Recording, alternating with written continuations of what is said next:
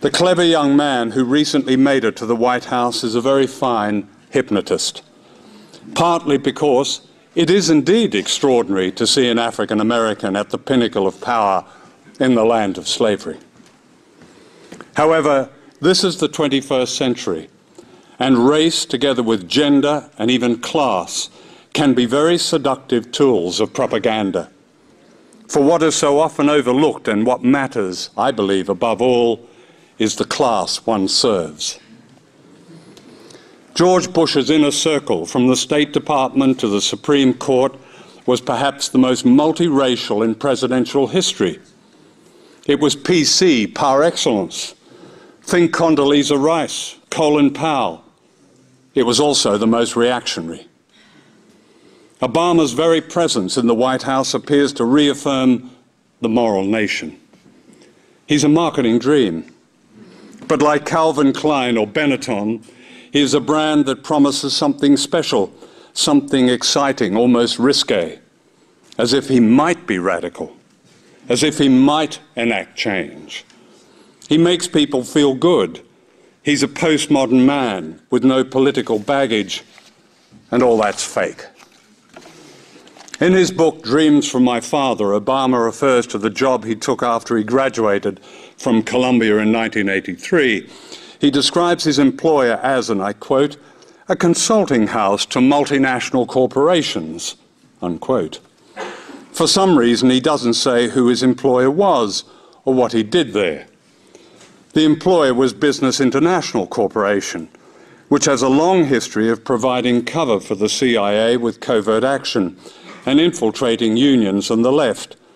I know this because it was especially active in my own country, Australia. Obama doesn't say what he did at Business International, and there may be absolutely nothing sinister, but it seems worthy of inquiry and debate as a clue to perhaps who the man is.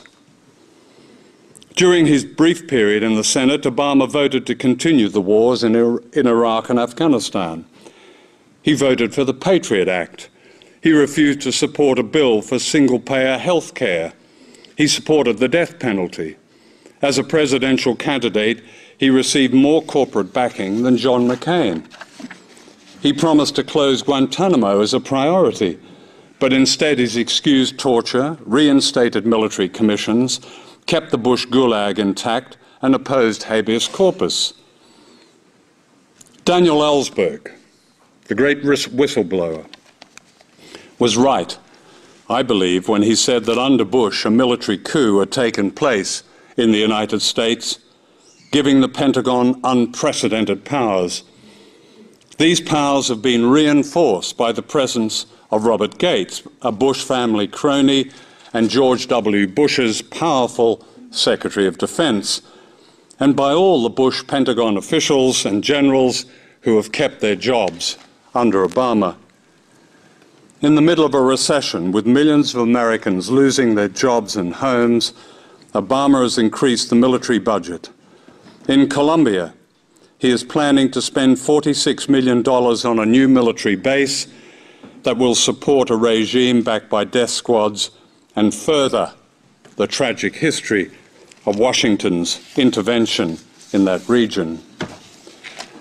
In a pseudo event in Prague, Obama promised a world without nuclear weapons to a global audience mostly unaware that America is building new tactical nuclear weapons designed to blur the distinction between nuclear and conventional war. Like George Bush, he used the absurdity of Europe threatened by Iran to justify building a missile system aimed at Russia and China. In another pseudo-event at the Annapolis Naval Academy, decked with flags and uniforms, Obama lied that America had gone to Iraq to bring freedom to that country. He announced that the troops were coming home. This was another deception. The head of the Army, General George Casey, says with some authority that America will be in Iraq for up to a decade. Other generals say 15 years.